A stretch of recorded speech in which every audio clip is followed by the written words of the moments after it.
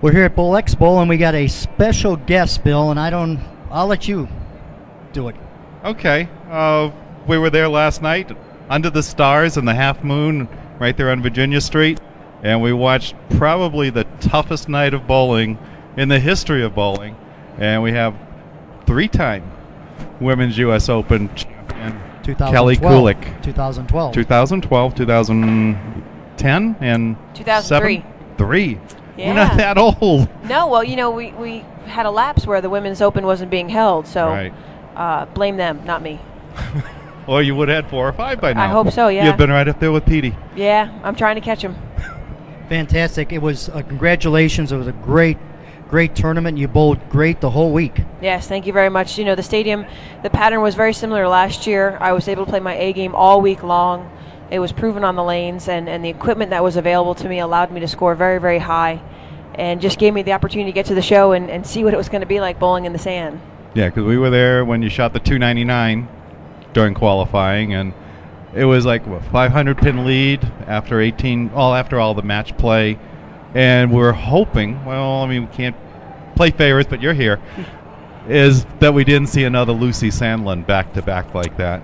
Yeah, it was. Last year, I really bowled phenomenal all week long again in that center, and then to go in the stadium and just not have a good feel and not feel comfortable really played havoc on me all year long. And I willed myself to not let it happen again, and that's what led me to winning last night. Well, me and Bill were talking. We were watching the ladies bowl, and we thought with those conditions, you really had a great shot because of what you can do with the hand positions in your game. I think that gave you a little advantage, wouldn't you think so? It did. I grew up with the mentality of that you have to adapt anytime you can with your hand, with your eyes, just making a small tweak within your physical game. So I knew going in something has to change, and I basically shot my 3-pin all night long. That was my goal and my plan. Yeah, and you're using plastic. We all did. All the girls started to use resin early on, and as the lanes just drastically changed and got so dry, there really was no other choice. I mean, it would have been a house ball or a bocce ball if we could have thrown it, but a plastic ball was our best option. Yeah, because rubber wasn't out there anymore. No. But we saw when you were on lanes 3 and 4, the practice pair, Jason Couch brought out a yellow-orange ball, and it's like, oh, this will fix it up. And you pick 3 pins off the left?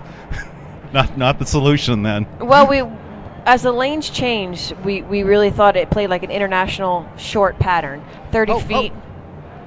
30 feet short international pattern. So we were trying to play the gutter, but what we thought was oil was just dust, and there was no possible way of doing that. Yeah. So we had to think outside the box. Yeah, that's why I thought, well, why aren't they playing it like a cheetah and playing right up the gutter? We tried. But yeah, we tried, and if the other girls couldn't do it with their rev rate and their tilt, there was no chance I could do it.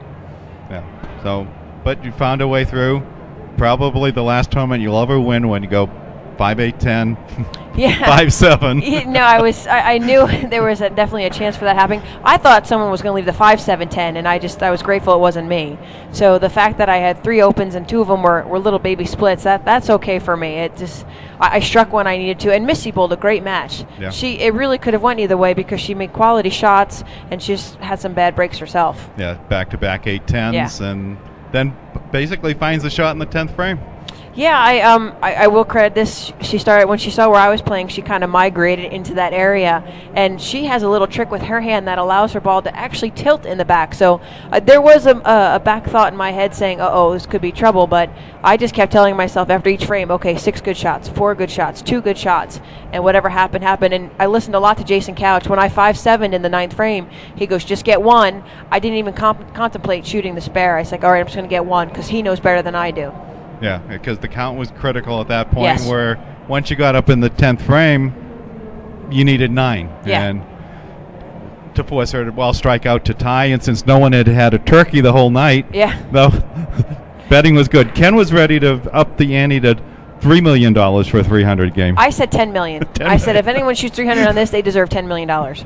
But it was possible. I mean, you could get, it's not going to be in the pocket anywhere near the head pin. Pins were a little lively. It could have happened. There was a possibility. There's always a possibility in anything you do. I think the guys probably would have scored a little bit better just because they could have thrown it harder.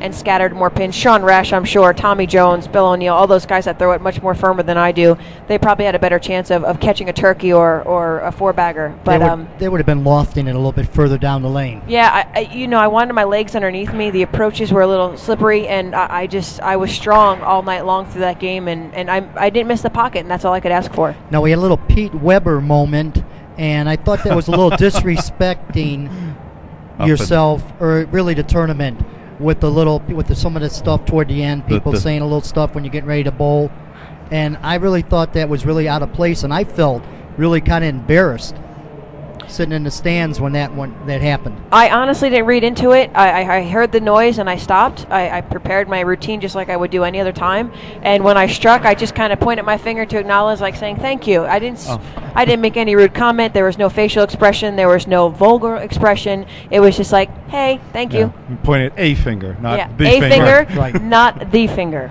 Now you're here because of Dick Ritger camps, and you are a coach. Yes, I'm here to talk about that program. I've been a certified coach since 1995. Whenever I'm available, I always support the program and teach with them. I'll actually be leaving a week from Sunday to go up to Fishkill, New York to teach a couple days with them. So a strong advocate for the program. Mr. Ricker himself is my mentor by far, and it's just great fundamentals within that structure.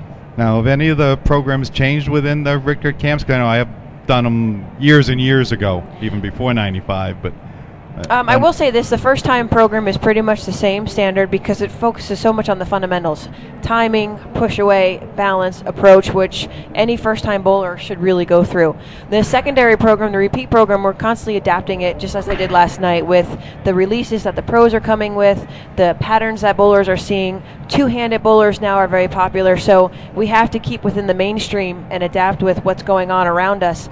So myself, Bob Ray, Tony Bolello, Don White, we're constantly trying to take in our outside environment and apply it to the program itself. Now that helps also as you're a bowler.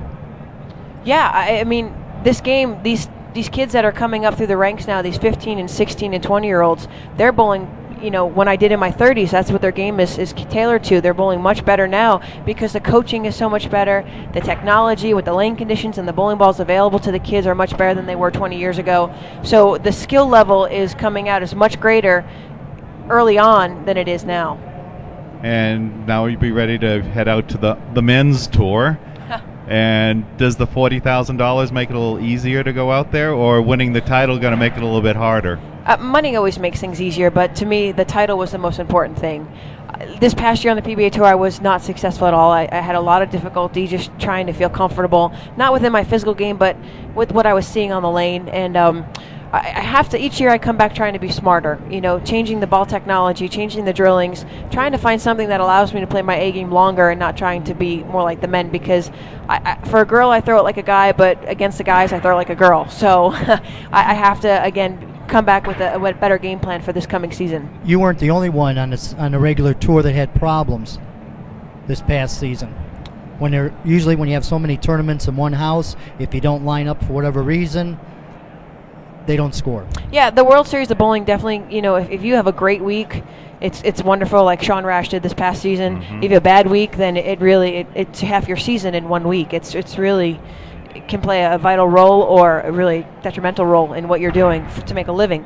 So you just have to, again, roll with the punches and see what's going to happen. But you be prepared for that week. That's what I'll do. And then the second World Series, I'll just try to execute and practice and be ready. And maybe this year will be a bit better than last year. All I can ask is to improve.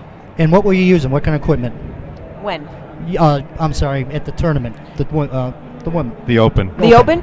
I use basically Ebonite products and Track products. We're allowed to throw within our umbrella company, Track, Ebonite, Hammer, Columbia. I threw a 706A. I still favor the Game Breakers. But my biggest block of all was with the new Pursuit, our new bowling ball out right now. And the newly expanded tour, you're going to be doing a lot of overseas. Are you going to be traveling around the world? Back to Team USA days? Or? Yeah, most likely I'm going to pick and choose the international events. Some of the international events don't have women's prize funds. It's a long trek, and some of the prize funds aren't that great. So the risk is not so much really worth the reward. You have to finish in the top 5 to make money or try to break even, and obviously with gas prices and the economy, traveling is becoming more and more expensive. So I will bowl as many as I can, but I will definitely pick and choose what I can and cannot bowl. Yeah, because it's not like it's a tour of hitting 3 or 4 in a row.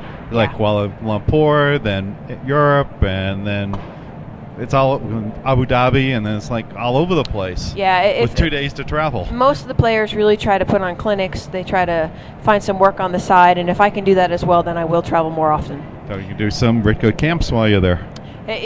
One of our Don White just came back from I think Bahrain and other international sites to where we're trying to introduce the Ritger program over there. And normally would have Bob Ray. He's in transit someplace right now. He is the advocate of bowling. He'll be on his way to, I believe, Rockford, Illinois for John Summers' camp program, and John is excited. He's got 15 people. He would like a second instructor, and he requested me, but I said, John, my schedule's too busy. Now that you're not doing too much in your dad's body shop, you want to give him a little plug? Yeah, and actually, I just talked to my dad about 20 minutes ago. KBF Auto Body, we're a little slow right now, so my dad was blessed with 3 daughters. He just makes sure that we can make a living at whatever we do and that we stay independent. We didn't have to rely on anybody to be successful. And when I'm back there, I'm his right-hand lady. I'm in the office. I catch up on the paperwork. And he uses me as an excuse that if he doesn't pay a bill, well, my daughter's not here. She's the secretary. So it's a win-win situation. He doesn't need anyone full-time, and I don't have to be there full-time. So it's a blessing. And Fantastic. how much fun was it doing the Bridgestone ads? That was wonderful. It took a full day to shoot. It was strategically planned, from one shoot to the next and how they organized the lane. The people were a blast. Working with the other actors, they really took me under their wing and made me feel very, very comfortable. And it just was a lot of fun, and it's got a lot of publicity with the last 3-4 months with the NHL hockey and basketball. So it's nice. NBC saw Kelly Kulick for the first time. Did you manage to steal that ball? I did not. No, I requested from the agent if I could get it, but they sent me the football instead. Oh, that's not too bad. Yeah. How about a website? Do you have one? I do. It's k2bowl.com. So it's k2bowl.com. Fantastic. And then you're on Facebook and the whole 9 yards, My right? Facebook, I have to admit, when I'm not busy or when I'm not doing something related to where I have to be working, I'm usually outdoors. I'm in the gym. I just try to keep my mind occupied. I don't get on the computer very much. It's basically to book tickets, rental cars, and hotels. So occasionally I get on and update people where I'm doing. And I want to thank you and appreciate you always coming on the show, on our radio show, pretty much any time we request it, as long as you're in the United States. You're not Yeah, out, last time know. you wanted me, I was Right. in Singapore, so that didn't work out, but I do. We appreciate it. Thank you, and good luck the rest of the season. Thank you, gentlemen. Have a great time with Ritger camps. I will. Thank you. Bye-bye.